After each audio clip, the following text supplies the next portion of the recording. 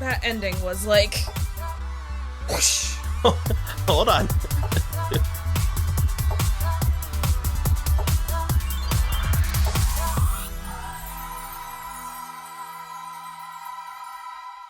Oh, the end of that episode was... I can't... It was like...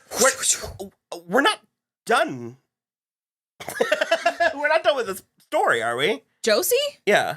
I have no idea. Because next week is about an atomic bomb, and it's in black and white, I guess. It does not feel like it's a continuation of what we started here. Let's not let this bomb be a bummer, you guys. That's what he said. Fang said. Right. I laughed really hard at it. I have emotional whiplash from the last 3 minutes of this episode. I think I get it. It's not that they didn't show their work.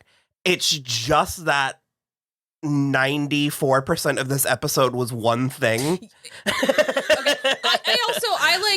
And then 6% was Uncle Frank. I kind of want to do this in a specific order, and I don't want to do that first. You don't want to do Uncle Frank first? Okay. I kind of just want to get Betty out of the way first. Okay. This was like real easy sailing for Betty. She has decided that she's going to turn the Teenage Mystique into a book. And so she bumps into, so she hears Julian talking to Reggie and Archie about having had sex with Twyla Twist, which apparently they didn't pay for. She just did it. Why does that factor in? I assumed she was a prostitute. Yeah. Did they say that they didn't pay? Not specifically, but I do feel that something was very seriously lost in translation with Archie, where if he had paid the first time, I feel like I think he misunderstand? I think she was paid. I think he just thinks he's in love now. God, Archie. This Archie episode was so sad.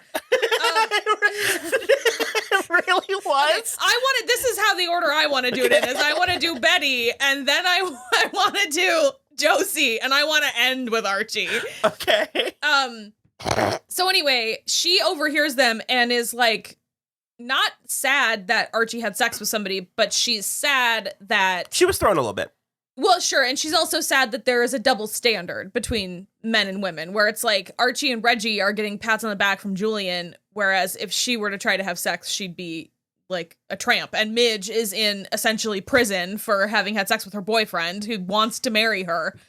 So she's decided that she's going to turn the Teenage Mystique into a book, and then she bumps into Cheryl as she's like fleeing the room from Archie and Reggie and Julian, and knocks all of her, sexy Toni photos on the ground, which she was developing at school.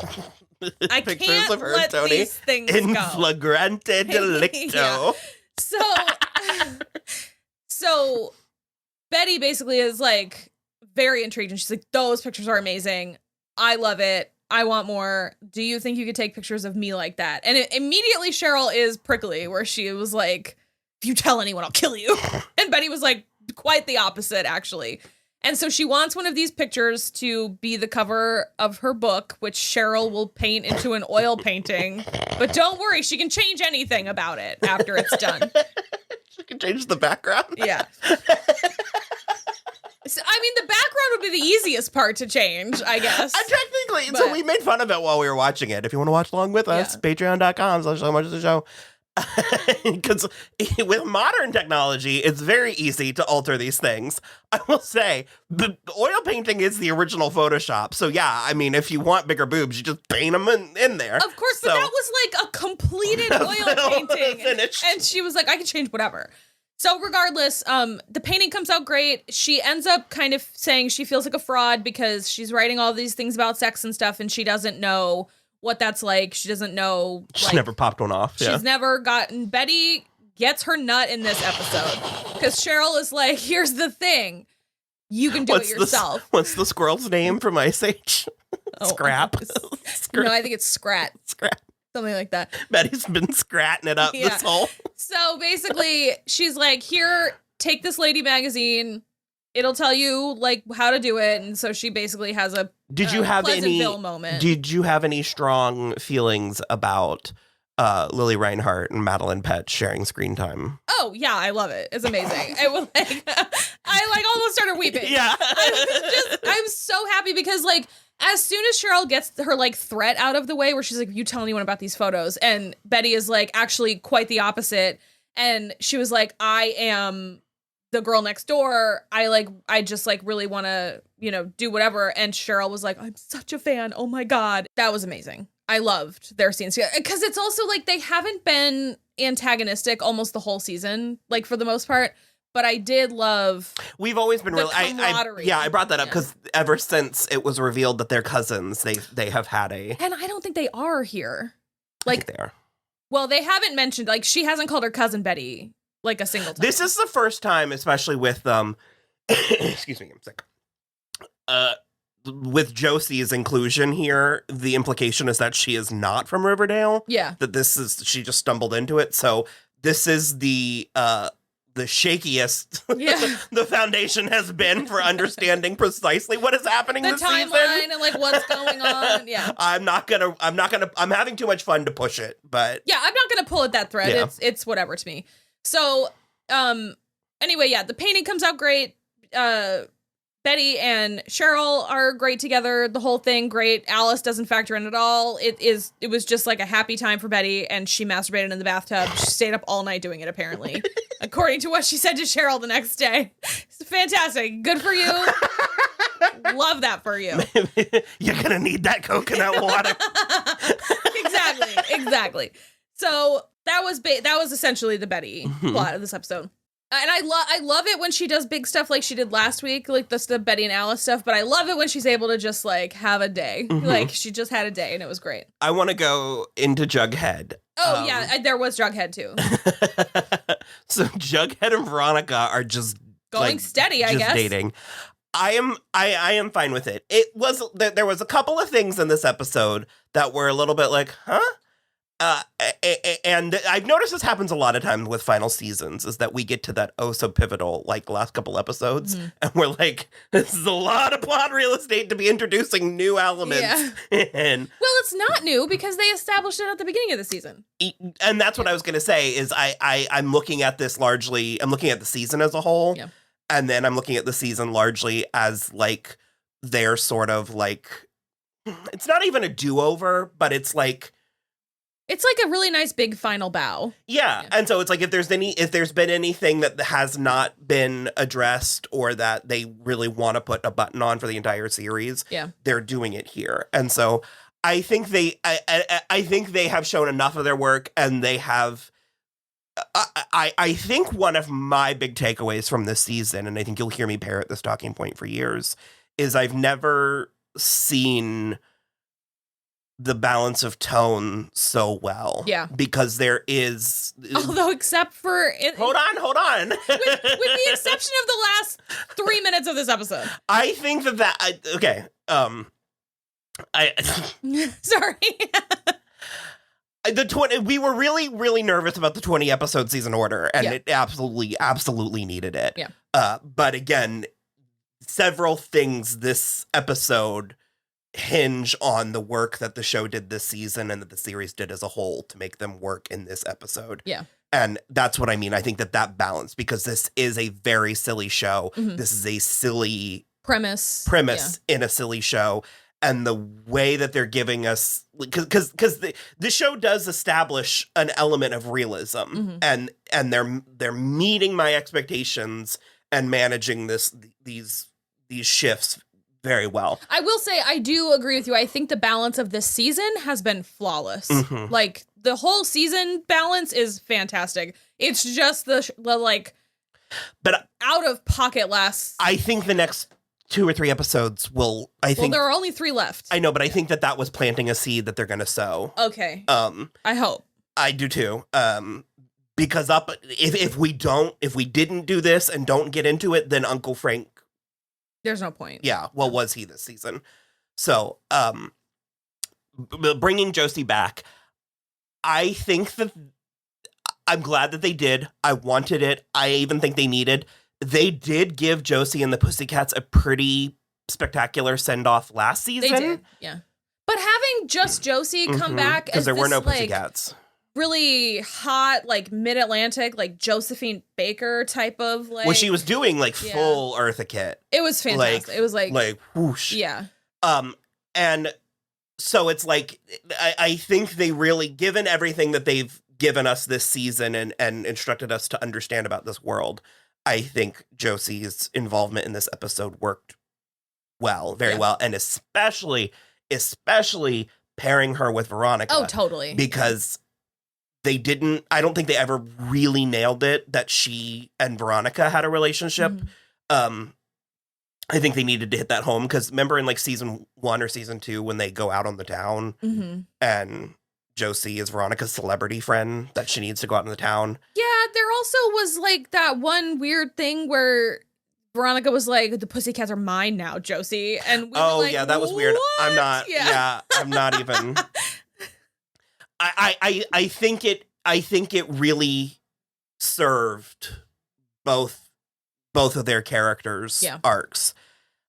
Josie was there to premiere a movie. It was a film adaptation of a Broadway show that she had like heard about the Babylonium and wanted to see if it was like, if Veronica was as like cool and like sort of a take no prisoners as she's heard she's been. Yeah, but what I'm getting to is I think why this story worked for me is because I get a little annoyed, or I find it disingenuous anytime that there's some passage of time or a status quo shakeup or something, and we're reintroduced to a character and it's just ideal. Everything's just like perfect. So coming into this episode, it's like the Josie McCoy is in town. Yeah. And it checks, especially given everything they've told us about Josie, but also there's something, I think, disingenuous or something that could potentially that could have not landed. But then when the plot made it clear that Josie herself is gambling on something and that she's coming, the work they're doing in Riverdale is sort of reaching outside, and the fact that Josie is coming to this whole endeavor from a place of insecurity. Well, and also like it just goes to show that even though she's not in the like mythos of this season, she is still part of this core group. Yeah. It's like a beacon. It's like what they're doing is sending out signals, and like-minded people or parts of the pod, or I forgot what they called it in Sense8. They called it something. Oh, I don't remember. That sounds right. Are coming in, and I think instead of it just being what's the word I'm looking for, when patronizing. It's not patronizing. I think it could have been patronizing. Sure. If we were just like, Josie's so amazing, she's a big star, and yada, yada, yada. I think actually giving her plot that she needed both Riverdale and Veronica's help, but she did have it. She had what she needed, but she needed the help from her friends just a little boost, and from her hometown. Because that's kind of what's happening. Is this is a show about a town. Yeah. It's in the name, but it hasn't been always in. It's not escaping the Twin Peaks accusations, like ever, like not forever. But I mean, Metrodynamic is standing right there. At a certain point, lean into that. Yeah, of course. Yeah. You're like, that's what I said. 100%. So I found that to be far more rewarding. The fact that there was stakes, that there was a story to tell. Yeah, because Josie basically was like, failure. Yeah, Josie was basically like, if this premiere doesn't go 100% perfectly, best case scenario, I'm gonna lose everything. She's like, I'm cashing it all in. This is it. Related, I loved that. Yeah. Related, but Veronica was so funny when the film broke. That was hysterical. the rate in which she sold Kevin and Clay up over, was it the two of them? Oh, it was Kevin and Clay. You're the worst projectionists in the whole You're world. Fired. You're fired. You're banned. We're not friends. Your babies are fired. Everyone's fired. I will find your grave, dig it up. And Josie was like, Veronica, relax. Like, please. And then I did also love that comedy of errors that occurred after, because she was like, she was like, Josie said, Kevin and Clay, how long do you need to fix this? And they were like, 5 minutes. And she goes to Veronica, how long will it take you to put a band together? And I'm like, what the fuck? She proceeds to be like, okay, we need to choreograph a routine. It's like, no. Get up there with your microphone and just do it. So, yeah, Jughead and Veronica are a thing. It's cute. It's fine. Well, I pointed out that I was like, it kind of does work. They're both pretentious, and they're both sort of outsiders in this season's universe, Veronica is also, she's been brought into the fold, but like they are both, you're right, they're both outsiders. It's also just the jauntiest Jughead has ever been dressed, and I love it so much. Well, it's also just like he's not, I think my favorite part, and I was a big apologist for the serpents, but he is not just like weighed down by this sort of like Hamlet level, I have to kill my father to assume his position kind of bullshit, and which is so refreshing that he's just allowed to be a kid who wants to write a comic book inspired by his girlfriend called Veronica the Teenage Witch. And then they obviously turn it into Sabrina, and still the comic tribunal doesn't. If this is all that comes of that, yeah, that nod alone is so weird and brilliant and so cool. I think it would be, I think I would think that more if Kieran and Shipka hadn't been in episodes last season. Okay. Because I understand. Kieran and Shipka's Sabrina exists in this universe. And so that is like, I still thought it was cute, and we still have a couple more episodes to see if anything does come from it, because I did say that I had heard a rumor, it was from Luke Cook, that Sabrina was potentially coming back. That would be fantastic. I would love that. So rumor, we'll see. But yeah, I sort of loved that. And then what happened? He was like, well, no, he just like went to the premiere with her at the end. He looked so cute in his little blue suit that she got him. Yeah, midnight. Yeah. And basically, they said the comic was it wasn't a good Satanism, idea, to do in the middle of a witch hunt. And the funny thing about those, they seem to never end. Barf. The Josie thing goes off without a hitch. It's great. It works out. The like very cranky reviewer from, I don't even remember, the New York Blimes or some stupid shit. He loved it. It's going to be a rave. But Veronica stole his notes? I don't know. So are we not done, is my question. I don't know. Is Josie in the next episode? I don't know what's happening. So, and she did come to their Black Athena book club. Great speech. It was really nice. You loved her. Be yourself. We're all multifaceted. You loved Josie's Krispy Kreme R's. Well, I liked her her mid-Atlantic. She was doing it really well. And it makes sense for her to be doing it and not any of the kids, because she is a Hollywood star. It makes sense. I liked it. I thought it was a really good move. Also, Ashley Murray was like pulling it off, like the Mid-Atlantic. I really appreciate, even though the Black Athena Club has been a very tertiary plot, I like that it exists. We've also seen it grow. There were like 15 kids in there this time. Well, I was gonna say, I like that it exists as a concept for the Black characters and not necessarily serving a Black character, because it's it's Toni's passion project, so she sort of like bore it into reality. Yeah. But again, Josie's cracked, fully formed, straight from her head. I'm just saying. But it wasn't its purpose in this season, and that scene wasn't service to Josie or Toni. Correct. It was service to the concept of being Black in this time and space. Yeah, because also one thing I liked about it is that we got a new character who I already forgot her name, but she was adorable, and she was like Tracy, something like that. Tracy or Carol even, maybe. Regardless, she was adorable. I think we've seen her before, but yeah. Did we? Yeah. She asked Josie a question, and then later we get a glimpse of her at the premiere, and she like got all done up. She was wearing a really beautiful dress and everything, and it was just nice being able to like then check in with her. But it like signals Josie is important, yeah, even outside of the immediate plot of this episode. And I really like that. And significantly important outside of her fame, like just these Black kids in small town Riverdale being able to see a Black woman succeeding. And I'm not trying to bend over backwards throwing flowers at the bare minimum. No, but it's nice. But I like that it exists without.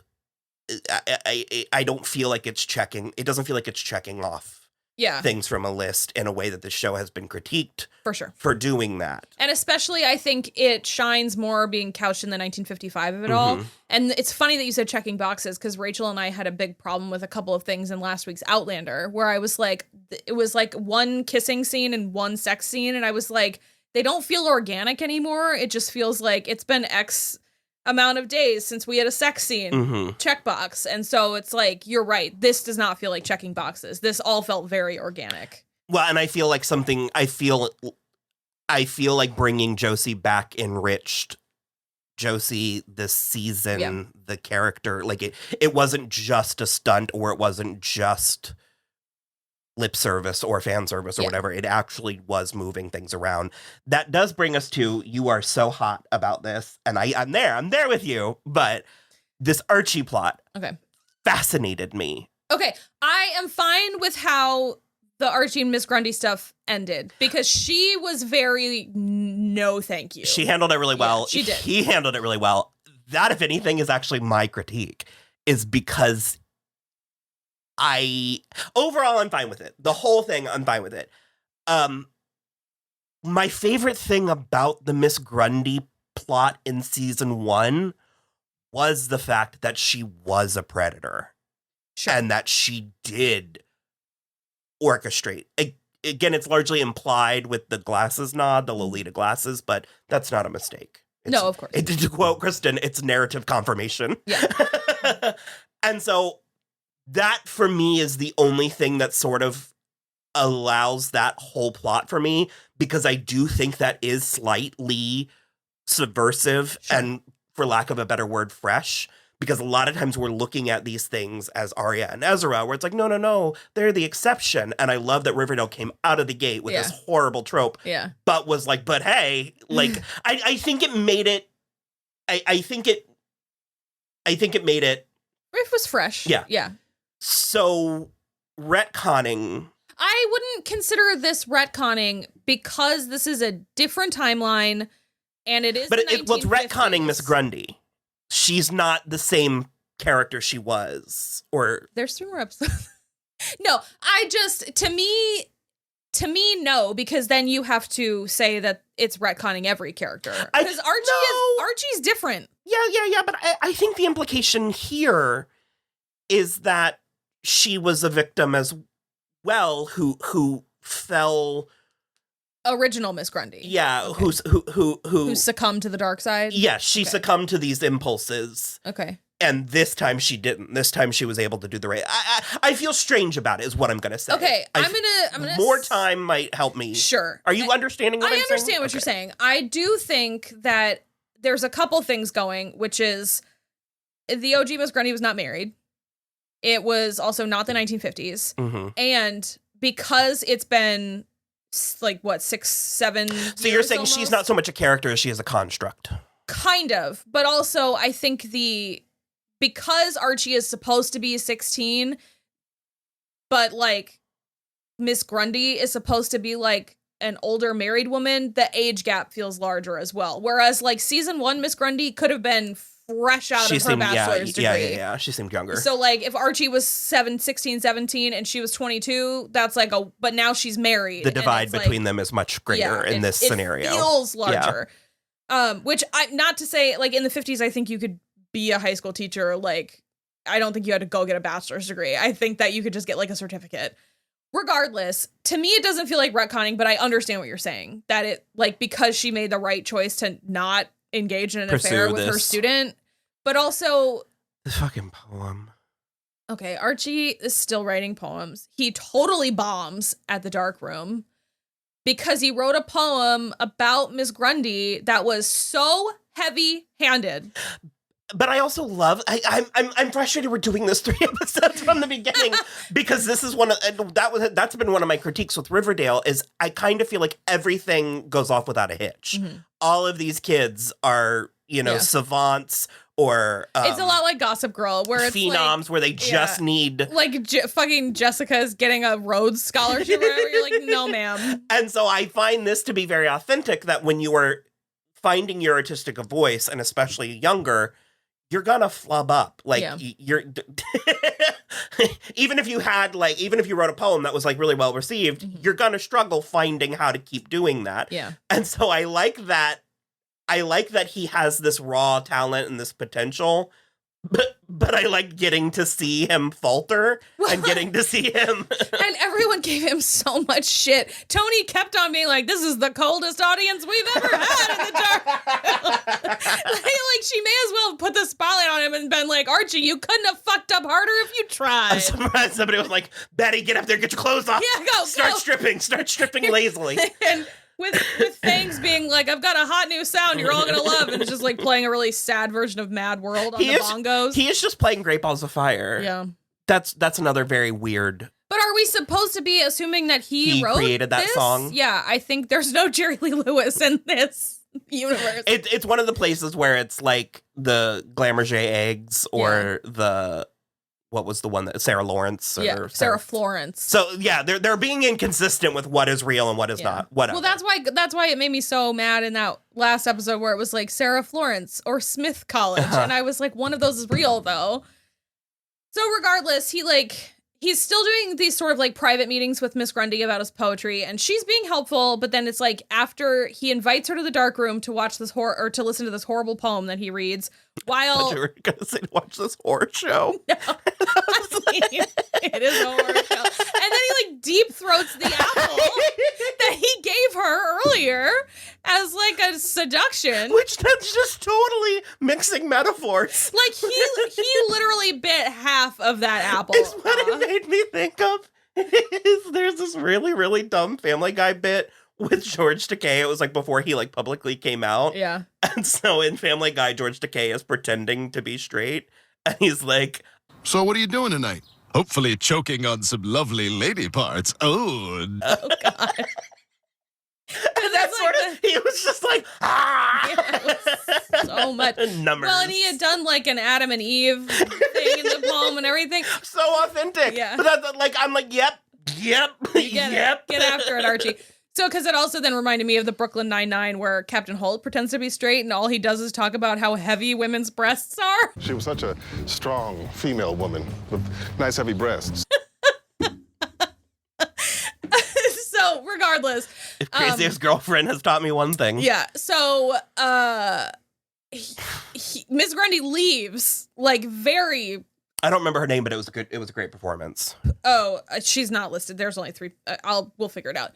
Regardless, she leaves very abruptly and like publicly. And so then the next day when he comes in to speak to her about poetry, she's very gentle about it. But she's like, how about we stray away from romance? Like, no more romance. Talk about pain. Talk about your deepest pain. And so he's like, cool, no problem. And then when everybody's getting ready for the premiere, which he's working as a bell or like a doorman, door boy, usher. There we go. Are you a doorman? Yeah, I'm a doorman. To the sky. To the sky. This is so messy. He decides to write a poem about his dad. There's a picture of, I assume they pasted a face of Luke Perry onto a photo.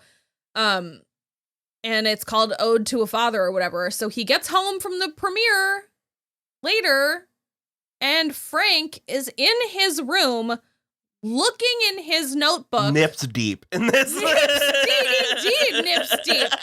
Drinking who knows what number beer he's on. And he absolutely unhinges. Lets Archie have it for having written this poem, which by all accounts was beautiful. The first stanza that he read was lovely. And it was very sad, and like that you could feel the pain that you would feel if your dad died in war.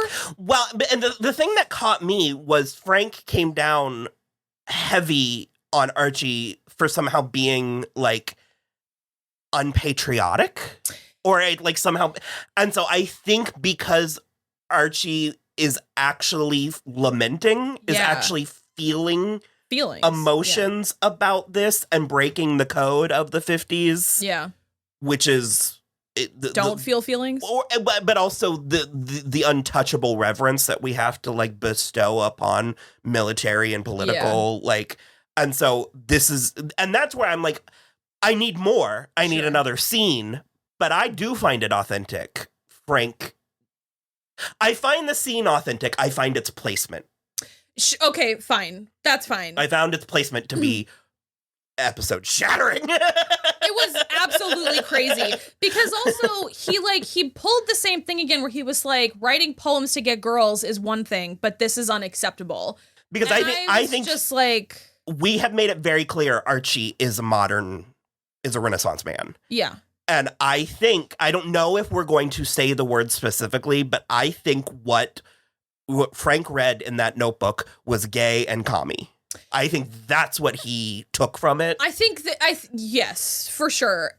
And especially like, again, having thought about it a little bit more while we've been talking, I'm with you where it's like, yes, because the time period also helps it work because we are fresh off the Korean War, which was right on the heels of World War II, which was a very patriotic, like galvanizing, time period for America. And I understand that. And so sound unpatriotic. We lived through 9/11. Yeah. I mean, you were quite literally not allowed to. Yeah. To not show a united front. Yeah. You know what I mean? Like, and so it's very real culturally, socially. And so I find it to be authentic. I just, it gave me whiplash. Well, sure. And also, like, coming at it from a modern lens is very interesting, too, because to me, the fact that Frank was like, you're disrespecting your father's, like, memory was so out of pocket to me. Because the poem wasn't about Fred. It was about Archie's grief. Mm-hmm. And those are two such separate, again, from in a modern lens, those are two such separate things. But I can see how. But that's Frank's like, you're taking your father's sacrifice and making it about you, and doing Fred is dead. What he and can't, doing it in a weak, in a weak, in an emotional way. Okay. In a non-masculine way. Okay, so in that case, then yes. Well, also, I feel like we haven't seen Frank in like 3 episodes, so it was like weird for him to come in this episode out of nowhere. That is accurate, and then because unload on Archie this way. Because he's been, and I mean, you could argue not unlike Alice, because Alice has had some teetering. Yeah, we don't have Alice and Frank are not on the same. We don't have the same like depth of content with Frank that we do, because Frank only showed up after Luke Perry died. So it's like, that's how. No offense, but he was sort of he. My understanding is that his character was created out of a need for. But also, he like the character of Frank Andrews is a Band-Aid on a bullet wound. That was never. Bringing some fucking Yahoo in here, no offense, with war PTSD was never going to fill the hole that Luke Perry left, no matter how entertaining I have found him at times. And I mean, you said Luke Perry. You didn't even say Fred Andrews. No, yeah, because Luke Perry was a huge, for sure, presence, and then Fred was also a huge presence. Yeah. So, no, I think, because like I said, when last we saw Frank, he was sort of, I'll say, coming around. Like, he was sort of like in with this basketball thing. Yeah. And I think he's going to turn on Archie and Reggie. I think he's going to be like, what's going on here? Ugh. That's authentic. No, I know, but it sucks. I had many a male friendship question. No, I get it. I mean, I know that it's authentic. From adults. But like, I don't like it. But yeah, that was just like, I liked, and I'm going to agree with you one more time. It totally is the placement of this scene within the episode, especially having had no other Frank throughout the episode, and then to just end it on him ripping the poem and crumpling it up and throwing it at Archie, while Archie is like, Uncle Frank, no. And then the compound fracture that was the preview for next week. The bomb. It was a lot. What a bummer. We can't let this bomb get us down. Don't let it bum you out. It was a lot to take in that last 5 minutes. Yeah. Especially because there was more, too, because it's like the very high of Josie having succeeded at all her wildest dreams, and then this absolute explosion of, like, machismo from Frank, and then Madeline Petch being like, get away from the window! Like, a lot. It was really a lot. Which also makes me wonder if there's going to be a bomb, how does that tie in with the comet and the bomb? Yeah. And I'm also curious about that. So, I think we're going to stop there. Yeah. I feel the momentum dying. I'm sure there is so much more that could have been said. And if an opportunity presents itself in the next, what are we, 3 more? We can't let this bomb get us down. 3 more. 18, Okay. 19, 20. Okay. Forever. It's not realistic. I know. We need to get Lily Reinhart in the Barbie movie Out of too. here. Out of here. Out of here. So, all right. Please let us know what you think. Like and subscribe. Also, this was episode 17, entitled "A Different Kind of Cat." Oh, did we not even? Did not do that at the beginning. I'm Kristen. I'm Will. Bye. Bye.